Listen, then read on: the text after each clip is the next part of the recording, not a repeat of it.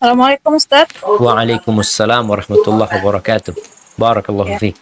Nah, amin. Oke, barakallahu Ustaz.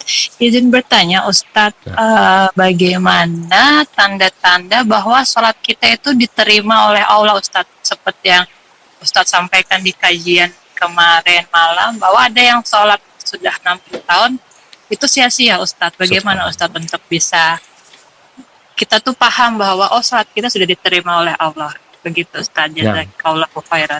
Masya Allah, barakallahu fiik, barakallahu fiik. Ya subhanallah, betul jemaah. Ini perlu kita tanyakan kepada diri kita. Kira-kira ana sholat subuh tadi itu diterima nggak sama Allah? Ana udah sholat nih, ana umur 45 tahun. Ana udah sholat berapa puluh tahun. Diterima nggak? Bagaimana supaya kita tahu sholat kita diterima?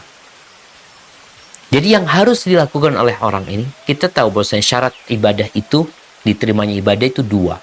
Yang pertama, ikhlas lillahi ta'ala. Maka coba lihat, niat kita dalam ibadah kita ini ikhlas nggak? Kalau ikhlas, alhamdulillah. Yang kedua, sesuai dengan tuntunan Nabi Muhammad SAW.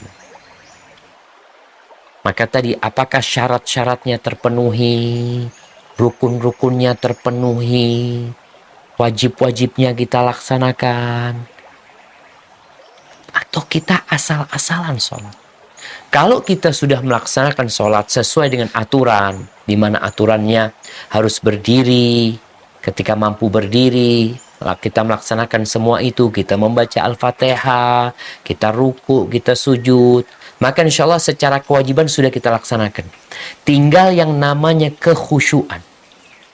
Di sini nilai sholat itu, jadi satu sama lain itu pahala sholatnya beda-beda. Sholatnya sama-sama sholat duhur di masjid yang sama, satu soft, bahkan nempel sama kita.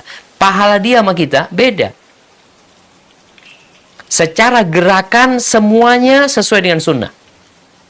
Sama-sama belajar sunnah. Jadi gerakannya sama, tumak ninanya sama, bacaan imamnya yang didengar sama. Imamnya baca Al-Fatihah sama baca Al-Bayyinah. Berarti kan kalau dipikir seharusnya pahalanya sama. Enggak, jadi perbedaan pahala nanti ini di kekhusyuan dia.